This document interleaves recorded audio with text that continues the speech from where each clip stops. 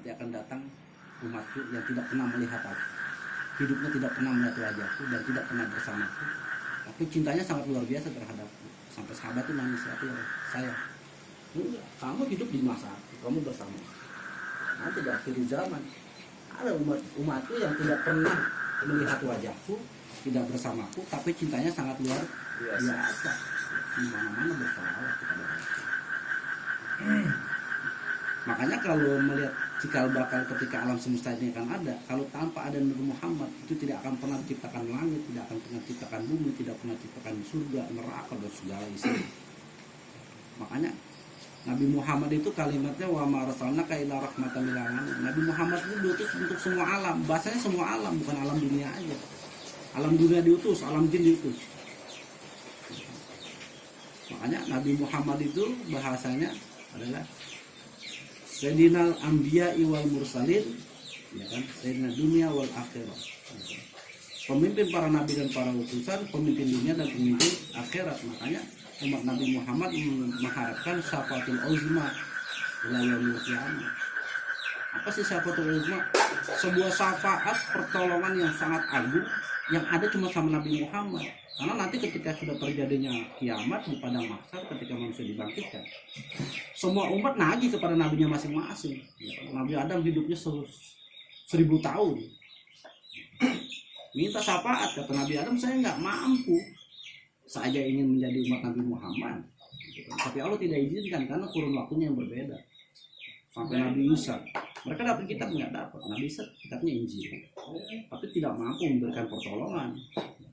Karena di padang mahsyar itu cuma ada 7 golongan yang Allah akan lindungi. 7 golongan yang pada hari itu dia tidak terkena sengatan matahari, sedikit pun tidak berkeringat sedikit. Hanya 7 golongan di padang mahsyar. Karena di padang mahsyar itu manusia belum ada yang namanya yaumul fard, hari penantian, hari keputusan. Dia mau ditempatin mana? Sampai itu manusia ngomong begini, ya Allah, saya mau rela dimasukin dalam neraka pun. Gitu. Daripada saya menunggu begini nggak ada kepastian. Makanya orang yang ada di alam kubur itu dalam sel, semua bahasan dalam sel. Karena belum ada masa sidang. Orang kalau mau dipenjara dikena kasus, dimasukin di sel, kalau ada keputusan di pengadilan, enak nggak bang Sugeng? Diponis ya? Belum enak, tapi kalau udah diponis penjara 10 tahun, penjara 2 tahun, dia udah tahu batas waktunya. Berarti selesai 2 tahun jalani masa tahanan, dia akan keluar. Sama manusia ketika di alam barzah. Di alam kubur itu sama dalam sel. Cuman sel itu macam-macam. Tinggal bagaimana saudara-saudaranya yang mau besuk anaknya, sama kayak orang di sel. Nah, makanya kalau orang mayit itu bahasanya, gue mah gak butuh dunia lu gitu. Cukup 1 Fatihah 7 ayat, gue sangat senang gitu kan. Kalau seandainya ditukar dunia dengan isinya, gue mau pengennya yang ini. Karena kalau yang namanya jenazah mah ketika meninggal sudah tidak butuh lagi. Makanannya nggak butuh dia. Makanya idza mata ibnu Adam inqata'a. Ya. Anak Adam kalau mati putus. Ya. Dia udah nggak bisa nambahin amal, yang bisa nambahin siapa? Kita yang masih hidup. Cuman orang banyak yang salah menafsirkan hadis ini. Idza mata ibnu Adam. Inqata'a amaluhu itu amalnya si mayit, dia nggak bisa nambah. Tapi bisa nggak kita tambahin? Bisa. Dengan ketika anaknya pada taklim, pada zikir, ya kan? Itu kalau diniatkan berangkat, pahalanya akan sampai. Makanya Syekh Mubarak itu, Imam Mubarak di dalam kitab Irsyadul Ibad itu paling banyak kisahnya maksudnya. Paling banyak kisahnya. Beliau selalu ditayangin ke orang-orang yang sudah meninggal. Di Yaman itu ada seorang ibu, dalam mimpinya nih, Syekh Imam Mubarak seorang ulama besar. Dalam tidurnya bermimpi, dia melihat para ahli kubur itu pada ngais-ngais nyari makanan. Makanya kalau orang muslim ketika berdoa Allahumma ighfir lil muslimin wal muslimat wal mu'minin, itu diampar, maksudnya berebut. Kalau orang mau ambil sembako mau berebut, ya kan diaurin duit itu berebut. Tapi ibu-ibu itu tidak, dia santai aja. Sampai ditanya, kenapa ibu tidak berebut seperti mereka? Saya berlimpah. Saya buat apa berebut? Karena putra saya itu yang dagang, setiap dia mau melayani konsumen, pembeli, dia selalu baca Quran dan dia hadiahkan itu buat saya. namanya si ini ada di pasar ini. Sampai Imam Mubarak tuh cari di alamat itu, cari ketemu, diperhatiin dari jauh bener. Kalau ada orang beli, Al-Quran taruh di kantong. Terus selesai orang ini dia baca Quran. Sampai ditanya, kamu bener punya ibu ini? Orang itu kaget. Saya bermimpi. Saya niatkan saya setiap baca Al-Quran saya hadiahkan untuk orang tua saya. Selang seminggu Imam Mubarak mimpi lagi nih bang sujud. Ibu-ibu itu ngais-ngais lagi, berebut sama kayak yang lain. Nah, kenapa ibu ini kok ngais-ngais makanan? Karena anak saya sudah meninggal, saya udah nggak ada yang ngirimin doa. Jadi saya dapatnya dari Allah maghfir lil muslimina wal muslimat wal mu'minina wal mu'minat. Sampai dicari bener anak sudah meninggal. Artinya apa? Semua apapun yang kita lakukan pada hari ini tanpa adanya keagungan Nabi Muhammad akan sia-sia. Sehebat apapun doa tanpa adanya Nabi Muhammad sia-sia. Tapi di zaman Nabi Musa akan beda lagi doanya. Sehebat apapun kata Nabi Musa, ketika orang berdoa tanpa mendoakan kedua orang tuanya terlebih dahulu, maka doanya tidak akan diterima. Walaupun sudah mengagungkan Nabi Muhammad. Bingung nggak Bang? Kita doa nih, kita buka dari Alhamdulillahirabbil alamin hamdan syakiran hamdan amin. Ini adalah hukumnya kita diharuskan, bukan diwajibkan, kita harus memuji Allah terlebih dahulu. Baru kalimat sholawat. Setelah sholawat baru kita doakan kedua orang tua, baru kita minta yang lain. Makanya kenapa sih sholawat Jibril itu sangat utama? Karena jika bakal sholawat yang ada pada hari ini, pungkasannya adalah di hadis sholawat Jibril. Sallallahu ala Muhammad akan pecah menjadi cabang-cabang. Timbullah banyak sholawat yang ada di dunia pada hari ini. Ada sholawat yang ada di zaman Rasul ketika Rasul hidup, umum sholawatnya. Tapi setelah Rasul meninggal ditalkin langsung. Para sayyid, para keturunannya yang dari Sayyidina Hasan, yang Sayyidina Husain. Sayyidina Hasan tuh banyak, ya kan? Salah satunya saya Saman Al-Madani, Sayyidina Hasan. Saya Said Al-Maliki, Sayyidina Hasan. Saya Ahmad At-Tijani, Sayyidina Hasan. Beda dengan Sayyidina Husain, semua ditalkin langsung. Contoh salawat Maria. Di zaman Rasul ada nggak? Nggak ada. Ditalkin langsung, disampaikan. Karena umatku buatan lemah, nih baca salawat ini untuk kebutuhan hidupnya.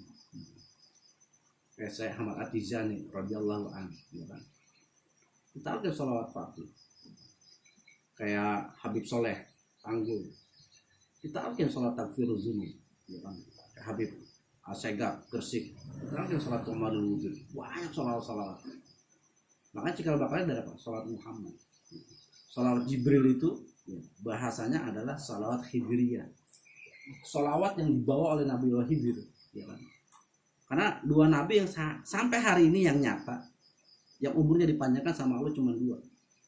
Kita tidak berbicara yang dua lagi ya, antara Nabi Idris dengan Nabi Isa, karena alamnya di langit. Nabi Khidir, Balia ibni Malkan bin Arfasyadin bin Sam bin Nuh alaihissalam, Abdi Salam itu, Nabi Khidir, sama Nabi Ilyas, karena mendengar, di zaman beliau mendengar, tidak ada satupun Nabi dari Nabi Adam sampai Nabi Isa, ya, dari 124.000 yang akan aku ciptakan, ada suratul Fatihah yang akan kuturunkan kepada Nabi Muhammad. Kurun waktunya berbeda kan, Nabi Ilyas sama Nabi Khidir. Nabi Khidir hidup di zaman Nabi Nuh karena cucu Nabi Nuh. Doa, berdoa, ya Allah, tolong panjangkan umur saya ingin ketemu Nabi Muhammad, saya ingin mendengar suratul Fatihah itu kayak apa. Nanti kalau saya sudah ketemu dengan Nabi Muhammad, silakan nyawa saya cabut, kata Nabi Khidir dan Nabi Ilyas. Dipanjangkan sama Allah sampai Rasul lahir gede. Ya. Makanya salah satu paman Rasul, ya, ada 4 paman Rasul yang iman 2, yang 2 tidak. Ya. Makanya ada salah satu paman Rasul yang iman sama Nabi Muhammad ketika Nabi Muhammad masih kecil. Nabi Muhammad masih kecil, usia 2 tahun, karena perbandingan waktunya akan berbeda dengan anak-anak sekarang. Nabi Muhammad itu ketika kecil itu bercanda sama bulan. Bulan itu kalau disuruh ke sana lari maksudnya, suruh kiri lari. Itu Sayyidina Abbas, pamannya Rasul, sampai ngelihat, oh bener ini akan menjadi seorang Rasul, seorang utusan. Bulan aja diajak bercanda, gitu. Ditanya kan sama Sayyidina Abbas, wahai keponakanku, apa benar tadi bulan ngobrol sama saya perhatiin dari jauh. Saya perhatiin dari jauh. Makanya apapun bentuk doa tanpa adanya keagungan Nabi Muhammad tidak akan menjadi sia-sia. Tapi satu, sebelum berdoa maka diwajibkan. Karena perintah dalam Al-Quran itu cuma dua, maksudnya istighfar dan sholawat. Karena dengan kalimat istighfar, apapun bentuk permasalahan itu akan hilang. Istighfar. Makanya kalau udah istighfar, kalau hadisnya yang Rasul sampaikan kepada kita, cuma kan pada saat ini orang ketika istighfar itu huruf ro-nya berharokat doma nggak pernah dibawa. Kita nggak mau memperbaiki kalimat istighfar. Orang kan artinya umum kalau istighfar kalimatnya gimana? Astagfirullah. Ro-nya dimatikan. Padahal ro-nya berharokat doma. Astagfirullahal azim. Ini orang tidak mau perbaiki. Makanya perlunya kita duduk dengan orang-orang yang hebat, kita ngaji, istighfarnya dulu kita benerin. Banyak orang ketika baca itu dimabdikan, disukunkan, tidak menjadi rofa. Seharusnya kan dia harus berharokat doma. Astaghfirullahaladzim. Ini kan orang kadang-kadang ketika istighfar, astaghfirullahaladzim wa atubu ilaihi min jami'il ma'asi wal dzunub.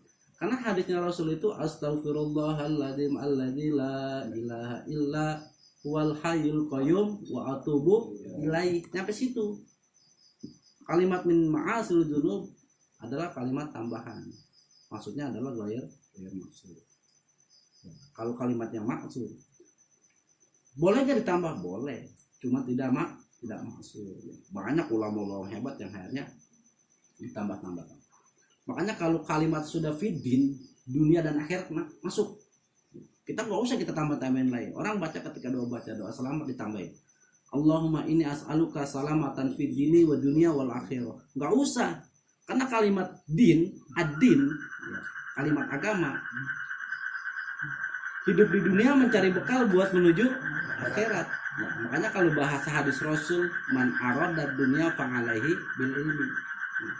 Orang kalau hidup di dunia harus tahu ilmunya, karena dunia mata udur. Dunia itu permainan, ibarat orang judi. Kalau kita tahu ilmu judi ya kita kalah. Kita harus tahu nih ilmunya. Makanya ada hadis Rasul, tinggal kita mau pilih yang mana. Ini kalau dua-duanya kita jalankan, mali dunia ka'anna kata Aisyah abada. Wahai manusia nih, i'mal di dunia kan, ya kan? Carilah, ya kan? Cari nih kehidupan dunia. Seolah-olah kamu hidup akan 1000 tahun, bahasanya gitu. Hidup selama-lamanya. Tapi di hadis yang kedua, wa amali akhiratika ka'anna katamutu goda. Ya kan? Berbuat baik, beramal soleh, seolah-olah besok pagi kita bangun udah nggak ada. Ya kan?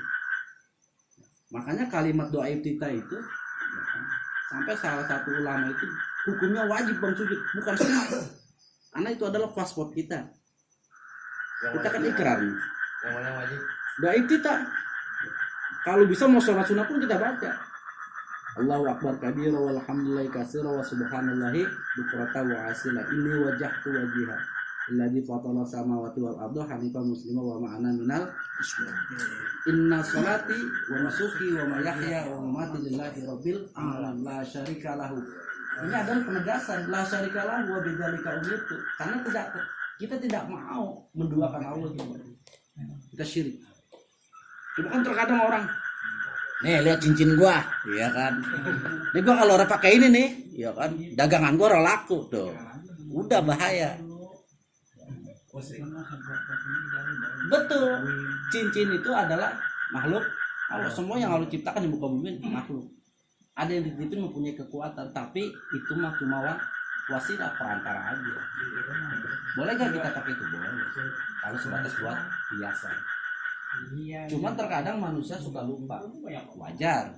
Karena ada 4 nafsu yang bersemayam dalam tubuh kita.